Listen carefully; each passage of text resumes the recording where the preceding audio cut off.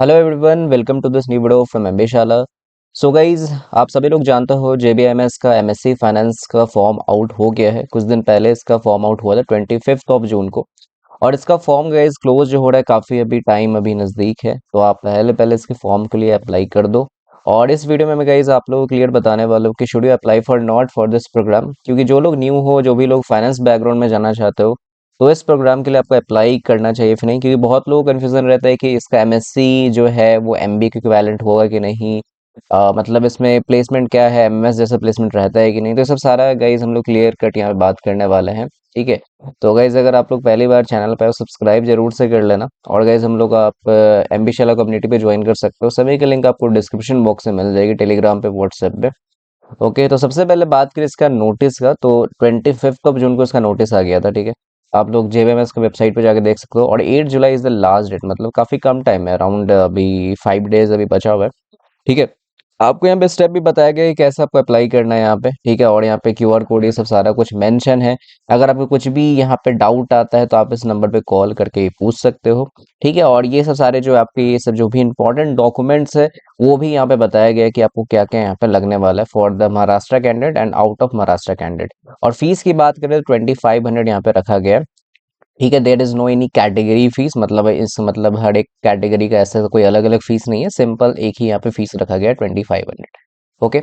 सबसे पहले बात करें एमएससी फाइनेंस कब स्टार्ट हुआ था। ठीक है। ये प्रोग्राम के बारे में आप लोग को भी जानना चाहिए। तो देखो, एमएससी फाइनेंस जो है 2013 में मतलब स्टार्ट किया गया था, मतलब ठीक है, काफी एक पुराना प्रोग्राम है, अराउंड 13 ईयर प्लस हो गया है। और ये जो है बेसिकली एक 2 ईयर फुल टाइम प्रोग्राम है। ठीक है। और ये जो है prime minister doctor Manmohan Singh के द्वारा बेसिकली स्टार्ट किया गया था, उन्हीं के रिकमेंडेशन पे। ठीक है। एक तरह से इसको बोला जाता है फ्यूचर फाइनेंशियल लीडर, जो भी फाइनेंस में कोर में जाना चाहता है, फाइनेंस में मतलब मतलब अपना करियर बनाना चाहते हैं, तो उनके लिए बेस्ट प्रोग्राम यहाँ पे रखा गया है। खासकर टीयर 1 कॉलेज है जेबीएमएस, तो आपको वहाँ पे गाइज ऐसा नहीं है कि आप कोई एमएससी कर रहे हो तो एमबीए के लिए यहाँ पे एक वैलिड नहीं होगा, सेम एज एमबीए ही यहाँ पे रहता है। ओके।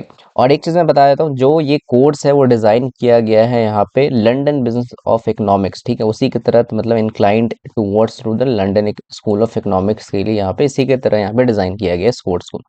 ठीक है। और बाकी मैंने यहाँ पे लिख दिया है कि वाई एमएससी फाइनेंस। तो अगर आपको फाइनेंस में जाना है, स्टैटिस्टिक्स से अगर आपका रूट रहा है, मतलब अगर आपको स्टैटिस्टिक्स मैथ्स से पढ़ना अच्छा लगता है, ठीक है, आपको फाइनेंशियल एनालिसिस ये सब हो जाता है, अकाउंटिंग हो जाता है, ये सब में इंटरेस्ट है, तो गाइज ये प्रोग्राम आप लोग जरूर से यहाँ पे आप कर सकते हो। नेक्स्ट मैं बात करूँ यहाँ पे जो आपका कट ऑफ रखा गया है इस प्रोग्राम के लिए, वो आपका जो कैट अगर आप दिए हो। ठीक है। यहाँ पे दो एग्जाम एक्सेप्ट करता है, कैट और मतलब एमबीए सीईटी। कैट में आपका 95 परसेंटाइल होना चाहिए फॉर जनरल कैटेगरी, और सीईटी में आपका 97 परसेंटाइल होना चाहिए। रिजर्व कैटेगरी के लिए यहाँ पे 75 रखा गया है, और रिजर्व कैटेगरी सिर्फ महाराष्ट्र कैंडिडेट के लिए यहाँ पे अप्लाई होता है। ठीक है, अगर आप सीईटी से आ रहे हो तो। ओके। बाकी जो है यहाँ पे 90 रखा गया है फॉर द रिजर्व कैटेगरी, और बाकी फिजिकल लेवल के लिए 75 कैट है, और 85 यहाँ पे सीईटी के लिए रखा गया है। बाकी जो है यहाँ पे पास्ट एकेडमिक रिकॉर्ड की बात करें तो जैसे कि यहाँ पे 10th का दिया गया है और 12th का दिया गया है। ठीक है।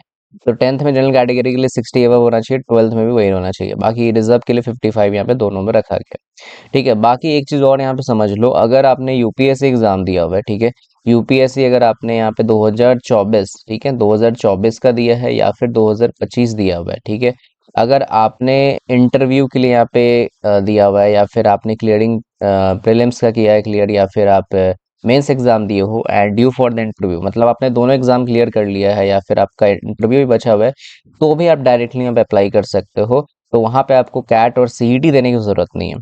ठीक है। तो ये बात ध्यान रखना, जो भी यूपीएससी कैंडिडेट हो तो वो डायरेक्टली यहाँ पे अप्लाई कर सकते हो।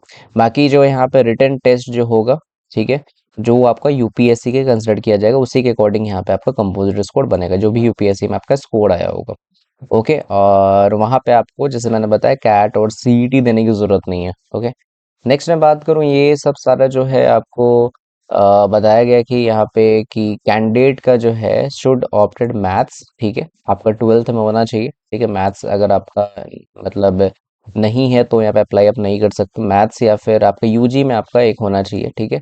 ग्रेजुएशन में या फिर 12th में। ओके।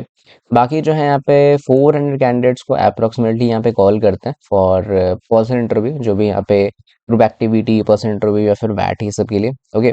और जो यहाँ पे टोटल जो स्कोर किया जाता है, ठीक है, जो यहाँ पे टोटल स्कोर है, रेटिंग स्कोर या फिर आपको पर्सनल इंटरव्यू के लिए, वो आपको यहाँ पे 60% रखा गया है इन पर्सन इंटरव्यू और 40% वेटेज यहाँ पे रखा गया है।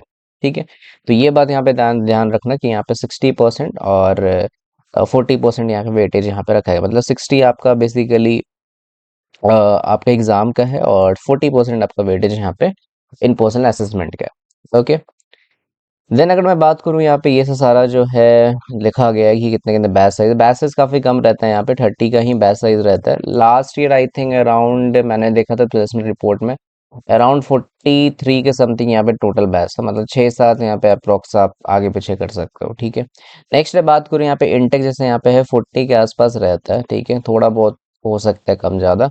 बाकी सिलेक्शन प्रोसेस मैंने बताया कि आपका सीईटी या फिर कैट होता है, वैट, जीडी और पीआई यहाँ पे आपका होता है। नेक्स्ट बात करूँ, ये सब सारा आपके क्राइटेरिया रखा गया, वेटेज कितना कितना। अब ये वेटेज यहाँ पे मैं समझा देता हूँ। 75% जो वेटेज है आपका कैट, ठीक है, और सीईटी या फिर यूपीएससी के लिए रखा गया है। 15% वेटेज आपका 10-12 का है और बैचलर डिग्री का है, और 5 ईयर आपका वर्क एक्स का है। ठीक है, ये एप्लीकेशन रेटिंग स्कोर जो मैंने आपको बताया था। बाकी इन पर्सनल का देख सकते हो यहाँ पे, पहले यहाँ पे डाइवर्सिटी को भी यहाँ 5 दिया गया अगर आप एक गर्ल कैंडिडेट हो। ठीक है। और देन अगर मैं बात करूँ, टोटल यहाँ पे 100 रखा गया। बाकी इन पर्सन असेसमेंट के लिए 20 जीए, पीआई को 60 और वैट को 20, टोटल 100 यहाँ पे बनता है। ठीक है। तो ये बात ध्यान रखना। और जो यहाँ पे टोटल है, जो यहाँ पे 50% फॉर जनरल कैटेगरी और 45 और रिजर्व कैटेगरी की रखा गया, मतलब इतना आपको स्कोर करना ही पड़ेगा, तभी गाइस आपको यहाँ पे कॉलेज सब आएगा। ओके। नेक्स्ट मैं बात करूँ यहाँ पे प्लेसमेंट की, तो प्लेसमेंट अगर मैं बात करूँ तो एमएससी फाइनेंस का, तो टोटल जो बैच साइज यहाँ पे था 39 का था। 79% मेल थे, 21% फीमेल। 24 ईयर्स का यहाँ पे एवरेज एज रहा है। फ्रेशर सबसे ज़्यादा है, 43% है। वर्किंग्स वाले भी तुम्हें यहाँ पे मिलेंगे 2 से 3 ईयर्स वाले, ठीक है, 25% है। सबसे ज़्यादा तुम्हें जो यहाँ पे अगर मैं बात करूँ जो एजुकेशन बैकग्राउंड है, सबसे ज़्यादा इंजीनियर्स जेबीएम में से बहुत है। ठीक है, is a huge in the like batch size in engineers. और बाकी जो है कॉमर्स वाले 22% है, मैनेजमेंट 8%, 10% यहाँ पे अदर यहाँ पे रखा गया है। नेक्स्ट है बात करूँ प्लेसमेंट हाइलाइट्स का, तो यहाँ पे तुम देख सकते हो एवरेज प्लेसमेंट इज 18 एलपी है। ठीक है, 18 LP is the average placement, highest is 25 और नंबर ऑफ स्टूडेंट यहाँ पे 39 थे, जिसमें से टॉप 10 को देख सकते 26 लाख गया, टॉप 25 को 22 लाख गया, टॉप 50 को यहाँ पे 20 लाख गया। सेक्टर वाइज भी डिस्ट्रीब्यूशन देख सकते, सबसे ज्यादा जो अभी चल रहा है हर एक कॉलेज में फिनटेक और एनबीएफसी। ठीक है, एनबीएफसी जानते हो, नॉन बैंकिंग फाइनेंशियल कंपनी, जो भी आजकल तुम उज्जीवन बैंक देखते हो या फिर आप अदर जो स्मॉल फाइनेंस बैंक है, वो सबसे ज़्यादातर यहाँ पे हायरिंग होती है। ज़्यादातर वो लोन बैंक्स डिपार्टमेंट ये सब होती है एनबीएफसी। ठीक है, जैसे कि आप उत्कर्ष बैंक ये सब देख सकते हो, क्रेडिट रेटिंग हो गया, कंसल्टिंग हो गया, वेल्थ मैनेजमेंट हो गया। ठीक है, देन आप इन्वेस्टमेंट, पोर्टफोलियो, एसेट मैनेजमेंट, तो ये सब सारे जो आपको सेक्टर्स यहाँ पे सेक्टर वाइज डिस्ट्रीब्यूशन होते हैं। रोल्स ऑफर्ड की बात करें तो फाइनेंशियल एनालिस्ट हो गया, इन्वेस्टमेंट बैंकिंग हो गया। ठीक है, देन ये अच्छा रोल है। ठीक है, जैसे फाइनेंशियल एनालिस्ट, इन्वेस्टमेंट मुझे काफ़ी ये पसंद है। Then product manager is also good role. ठीक है, strategy in consulting, leadership programmes, these are also some, equity research analyst, these are the good roles जो मैंने आपको बताया। बाकी मैं अगर मैं बात करूँ प्रोमिनेंट रिक्रूटर्स का, तो वो भी देख सकते हो, जैसे कि कुछ मैं आपको टॉप कंपनी बता सकता हूँ, जैसे ब्लूमबर्ग हो गया। ठीक है, Bloomberg is the good company for the finance. Wipro, Tata capital, federal bank is also hiring for the other, मतलब ये फेडरल बैंक हमेशा हायरिंग करता है फॉर द इन कैंपस या फिर आउट कैंपस की बात करें। एक्सिस बैंक हो जाता है, देन एनपीसीआई, ये तो गाइज जेबीएमएस में हमेशा आता है। ठीक है, NPCI is the regular I think prominent recruiters. और बाकी तुम देख सकते हो एक टैरा है। ठीक है, ये भी is the this is also good company. Mercedes Benz, ये सब सारे जो गाइज आपको यहाँ पे आते हुए दिखेगी। बाकी तुम स्टाइपेंड में देख सकते हो यहाँ पे कितना आ गया, highest is the 2.4 lakh is stipend, 88 is the average, top 25 को 1.6 लाख। और बाकी तुम रोल्स ऑफर देख सकते हो, वैल्यूएशन एनालिस्ट और private equity, investment banking intern.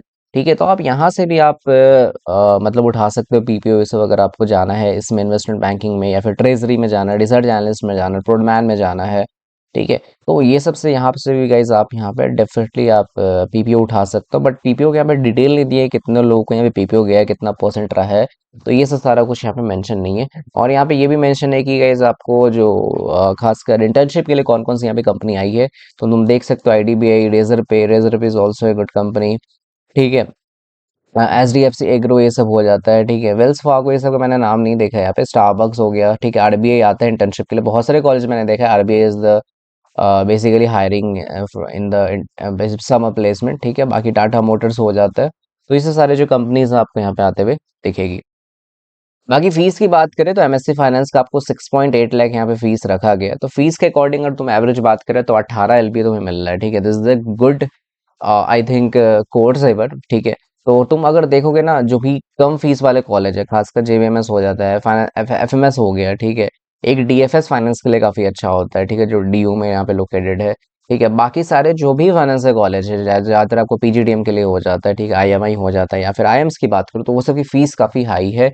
और एवरेज प्लेसमेंट आपको काफी सेम मिलता है, खासकर अगर डीएफएस की बात करें। और एफएमएस की तो मैं यहाँ पे बात नहीं कर रहा हूँ, क्योंकि एफएमएस का तो ज़्यादा ही इसका रहता है। बट अगर मैं बात करूँ, अगर आपको अभी तक कोई टीयर वन का कॉल नहीं आया कॉलेज का, अगर आपको टीयर वन में ही अपना करियर बनाना है और खासकर फाइनेंस में ही जाना है, तो इससे बेटर आपको प्रोग्राम नहीं मिलेगा। आपके पास अच्छा अपॉर्चुनिटी है। अगर आप ये सब सारे जो एलिजिबिलिटी क्राइटेरिया अगर आप फुलफिल कर रहे हो, तो डेफिनेटली अप्लाई करो। ठीक है। आप इंटरव्यू के लिए अपेयर करो। ठीक है। या फिर कैट, या फिर आप सीईटी से भरो। कैट वाले तो मोस्टली जनता वो लोग एडमिशन ऑलरेडी ले चुके हैं, वो लोग ज़्यादा वेट नहीं करते हैं। ठीक है। बहुत कम ही लोग आई थिंक कैट से भी आते हैं, बट ज्यादातर यहाँ पे तुम्हें देखेंगे सीईटी वाले जनता, खासकर महाराष्ट्र से। ठीक है। अगर आप आउटसाइड महाराष्ट्र भी देख रहे हो, अगर आपका इतना परसेंटाइल आया 97 के अराउंड जनरल कैटेगरी में, तो डेफिनेटली अप्लाई कर सकते हो। ठीक है। This is the worth it programme. ठीक है। आप ऐसा मत समझना है कि मुझे एमएससी मिल रहा है, एमबीए नहीं मिल रहा है, तो गाइज आपको जेएमएमएस का ब्रांड मिल रहा है। ठीक है। ये बात है, टीयर वन का ब्रांड है। कहीं भी जाओगे, किसी भी तुम फॉरेन यूनिवर्सिटी में या फिर आप इंडिया में कहीं भी जाओगे, जेएमएमएस का अगर टैग रहेगा ना, तो तुम्हें कहीं भी प्लेसमेंट में गाइज मतलब तुम पीछे नहीं रहोगे। ठीक है। This the number one college. ठीक है, in India. Okay. After FMS यही आता है, जीबीएमएस। ओके। तो ये था गाइस कंप्लीट आपको जेएमएमएस एमएससी फाइनेंस का। और इसका एमएचआरडी का जैसे ही प्रोग्राम आउट होगा फॉर्म, तो मैं डेफिनेटली उस पर वीडियो बना दूंगा। ठीक है। And guys if you have any query, just ping me on WhatsApp. ठीक है। I will definitely guys reply back. So thank you guys for watching this video. Bye bye.